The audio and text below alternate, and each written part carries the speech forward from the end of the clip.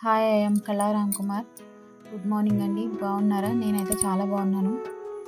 ఇక్కడ మార్నింగే నేను బయటంతా ఊడ్చేస్తున్నాను. మాకింక వర్షాలు అయ్యి ఆగలేదు. పడుతూనే ఉన్నాయి రోజు పడుతున్నాయి. ఇంకా రోజులో ఏదో టైంలో పడుతున్నాయి. అన్ని చోట్ల ఆగిపోయినాయేమో గానీ, ఇక్కడైతే వర్షాలు బాగా ఎక్కువగానే ఉన్నాయి. అందుకని ఇక్కడ మొక్కలు అవి ఎక్కువుంటాయేమో. వాకలంతా బాగా గలీజయిపోతుంది. అందుకని రోజు మార్నింగు ఇదో పెద్ద పనయిపోతుంది.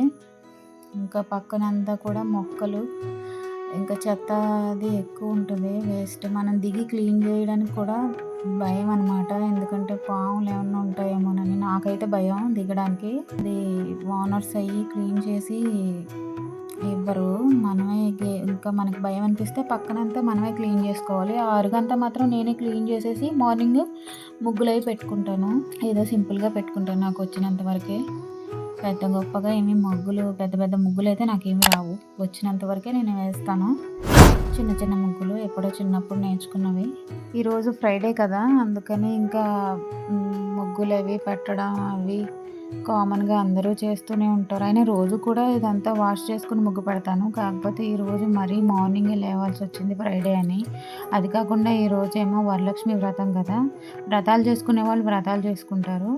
నేనైతే సింపుల్‌గానే పూజ చేసుకోవాలనుకుంటున్నాను. ఎందుకంటే ఒకప్పుడు పెళ్ళైన కొత్తల్లోను పిల్లలు చిన్నప్పుడు ఎవరైనా సాయం ఉన్నప్పుడైతే వ్రతాల్లాగా కొంచెం పెద్దగానే పూజలు చేసుకునేదాన్ని. ఇప్పుడు ఇంకా నాకు అంత అవ్వట్లేదు. ఈ పిల్లలు పెద్దోళ్ళయ్యారు. వీళ్ళ చదువులు, మార్నింగే వీళ్ళకి బాక్స్ పెట్టడం, వీళ్ళ ఇంట్లో ఉన్నా కూడా అవ్వదు పని. అయినా సింపుల్‌గానే చేసుకోవడం అలవాటు.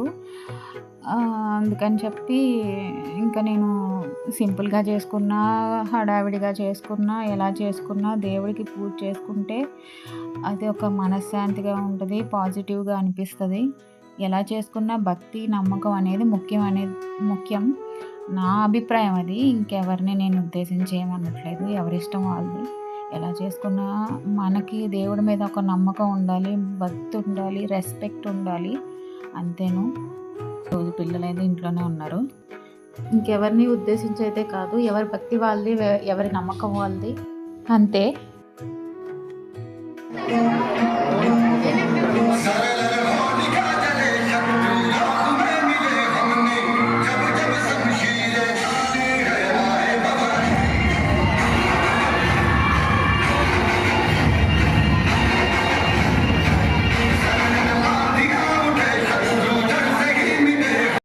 ఇందాక ప్లే అయిన క్లిప్పింగ్ ఏంటంటే స్కూల్‌కి వెళ్ళాము. గౌరవ్ గౌతమ్ స్కూల్‌కి. అక్కడ వీళ్ళ స్పీచ్ ఉందంటే వెళ్ళాం. కానీ మేము వెళ్ళేసరికి గౌరవ్ స్పీచ్ అయిపోయింది. ఇంకా వీళ్ళ అబ్బాయి ఒక హిందీ స్పీచ్ ఒకటి, ఇంకోటి ఏంటంటే ఆడపిల్లలు అన్ని క్లాసుల వాళ్ళ ఆడపిల్లలు డాన్సులు అయ్యి చాలా బాగున్నాయి. అందుకని కాసేపు ఆగి చూసొచ్చామనమాట. అదే ఇందాక ప్లే చేసాము. ఇంకా నెక్స్ట్ ఏంటంటే ఇక్కడ గిన్నెలు కడుగుతున్నాను. ఇక్కడ మాకేంటంటే ఈ ఇల్లు పాతది. అంటే పిల్లలు స్కూల్‌కి దగ్గరని వచ్చాం గానీ ఇల్లు అంత నాకు కంఫర్ట్‌గా అనిపించట్లేదు. ఈ సింక్ పగిలిపోయి ఆ గ్యాస్ కట్టు చివర పగిలిపోయి మొత్తం వాటర్ అనేది ముందుకొచ్చేసి మొత్తం డ్రెస్ కూడా తడిసిపోతుందనమాట. ఇంకా అందుకని చెప్పేసి ఇంటి ఓనర్‌కి చెప్పినా పట్టించుకోవట్లేదు. మనమే చేయించుకోవాలనుకుంటా. అంటే బిజీగా ఉండడం వలన అతను ఇంకో ఇల్లు కట్టుకుంటున్నాడు. అందుకని చెప్పేసి చెప్పినా చూద్దాంలెండి అంటున్నాడు. అందుకని చెప్పేసి చాలానే ఇంటికి రిపేర్లు ఉన్నాయి. చూసుకోవాలి మరి. ఇక్కడ ఇల్లు అయ్యి సరిగ్గా దొరకవు. ఇంకా అందుకని చెప్పి అడ్జస్ట్ అయ్యి ఉండాలి మరి. పిల్లల కోసం అని స్కూల్ దగ్గరలో వచ్చాము కదా! అదే విషయం. ఇందాక పూజకు ముందు నేను బట్టలు మిషన్‌లో వేసేసి ఫ్రెష్ అప్ అయిపోయి పూజ చేసుకున్నాను. ఇంకా గిన్నెలు తర్వాత కొన్ని అలానే ఉండిపోయాయి. ఆ తర్వాతని వాష్ చేస్తున్నాను మధ్యాహ్నం నుంచి. మార్నింగ్ నుంచి ఎన్ని పనులు చేసినా ఇంకా పనులు వస్తూనే ఉంటాయి. అదేంటో గానీ ప్రతి వాళ్ళకి ఇంతే. నాకనే కాదు. ఎందుకంటే ఇంట్లో సాయం చేసేవాళ్ళు ఎవరైనా ఉంటే బాగుండనిపిస్తది. అందుకని ఇవాళ ఏం చేశానంటే పిల్లలిద్దరూ ఎలాగో ఇంట్లోనే ఉన్నారు కదా! ఇంకా మార్నింగ్ నుంచి టిఫిన్ కూడా ఏం సరిగ్గా తినలేదు. పిల్లలు పాలు తాగారంతే. నేనొకసారి టీ తాగి ఇంకా అందులో రస్కులు వేసుకున్నాను టోస్ట్‌లో. అందుకని చెప్పేసి గోంగూర వండుదామని డిసైడ్ అయ్యి ఇంకా వాళ్ళేదో చదువుకుందామని బుక్స్ తీసుకున్నారు. కాస్త సాయం చేయండి, ఒలిచివ్వండి, లేదంటే మరి భోజనానికి లేట్ అయిపోద్ది వంట లేట్ అయితేను మరి అది చూసుకోండి మరి అని ఇద్దరిని ఇంకా కాస్త అరిస్తే సాయం చేస్తున్నారనమాట. ఇంకా గోంగూర కట్ చేసి ఇస్తున్నారు నాకు. నెక్స్ట్ ఏంటంటే ఇంకా వీళ్ళకి సాయంత్రం అదే డ్రై ఫ్రూట్స్ ఇంట్లో చాలానే ఉన్నాయి. ఉంటే వీళ్ళకి డ్రై ఫ్రూట్స్ నానబెట్టి ఇస్తుంటే ఏం తినట్లేదు. నేను కూడా మర్చిపోతున్నాను. ఏ రోజుకి ఆ రోజు డ్రై ఫ్రూట్స్ పిల్లలకి నానబెట్టి ఇవ్వాలన్నా మర్చిపోతున్నాను. అవి మళ్ళీ వీళ్ళకి ఇచ్చినా ఒలుచుకొని తినడానికి బద్ధకమే. నేను కూడా ఏ రోజుకి ఆ రోజు నానబెట్టి పిల్లలకి పెట్టాలన్నా నాకు అవ్వట్లేదు. అందుకని చెప్పేసి లడ్డూలా చేసేద్దాము, డ్రై ఫ్రూట్స్ లడ్డూలాగా అని చెప్పేసి ఒక ఐడియా, అంటే చాలామంది చేసి చూపిస్తున్నారు కదా, ఆ రకంగా కూడా నాకు ఐడియా వచ్చింది. సర్లే పిల్లలు కూడా ఇలా అయితే కొంచెం ఏదో వెరైటీగా తింటారేమో అని చెప్పేసి ఒక ఆలోచనతో కాజు, బాదం, ఇంకా నువ్వులు ఈ 3 కలిపి నెయ్యిలో వేయించేసేసి మిక్సీ కొట్టేసి, అంటే కచ్చాపచ్చాగా చెక్క మరి చెక్క ముక్క అంటారు కదా, అలా మిక్సీ పట్టేసి అది పక్కన పెట్టుకున్న తర్వాత కొంచెం ఇవి ఉంటాయి కదా డేట్స్ని గింజలు తీసేసి అది కూడా బాగా మిక్సీ పట్టేసి మెత్తగా మిక్సీ పట్టిన తర్వాత ఇంకా లడ్డూలా చేసేసుకోవడమే. ఇందాక అక్కడ గిన్నెలు కడిగేటప్పుడు డ్రెస్ మీద పడిపోయి వాటర్ అంతా అక్కడ లీక్ అయిపోతుందని చెప్పాను కదా గ్యాస్ కట్ దగ్గర. అందుకని చెప్పేసి మళ్ళీ డ్రెస్ మార్చుకోవాల్సి వచ్చింది. ఈ రిపేర్లు అవి ఎప్పుడు అవుతాయో తెలియదు, అసలు అవుతాయో లేదో కూడా తెలియదు. కిచెన్ అంతా కూడా ఎలకలు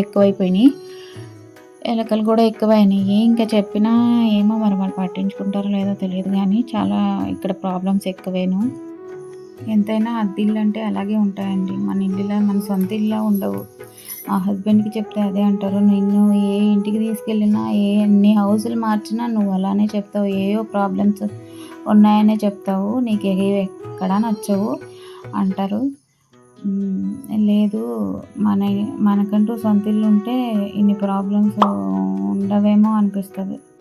ఇక్కడ లడ్డు రెడీ చేస్తానండి. ఇంకా ఇందాక మీకు చూపించాను కదా, కాజు, బాదం, నువ్వులు, ఇంకా డేట్స్ ఇవి కలిపి మిక్సీ చేసేసి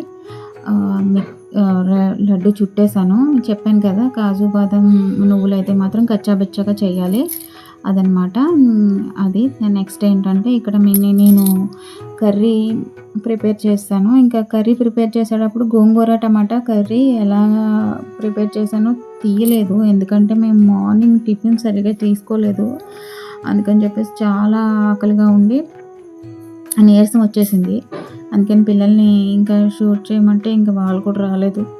నేను తొందరగా భోజనం పెట్టకపోతే నన్ను కొట్టేసేలా ఉన్నారు పిల్లలిద్దరూని. గోంగూర, టమాటా, ఉల్లిపాయలు, పచ్చిమిరపకాయలు వేసి మామూలుగా సమానంగా కొంచెం వాటర్ వేసేసి ఉడకబెట్టి దగ్గరికి ఉడికిన తర్వాత తాలింపు వేసేయాలి.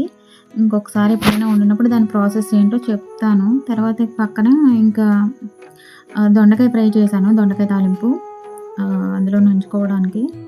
నెక్స్ట్ ఇంకా ముగ్గురం భోంచేసాము. ఇంకా షూట్ చేయలేదు, ఎందుకంటే నీరసం వచ్చేసింది. పిల్లల్ని కూడా షూట్ చేయమన్నా చేయలేదు. ఇంకా వీడియో ఇక్కడితో ఎండ్ చేసేస్తున్నాను. నా వీడియో కనుక నచ్చినట్లయితే లైక్ చేయండి, షేర్ చేయండి, సబ్స్క్రైబ్ చేయండి.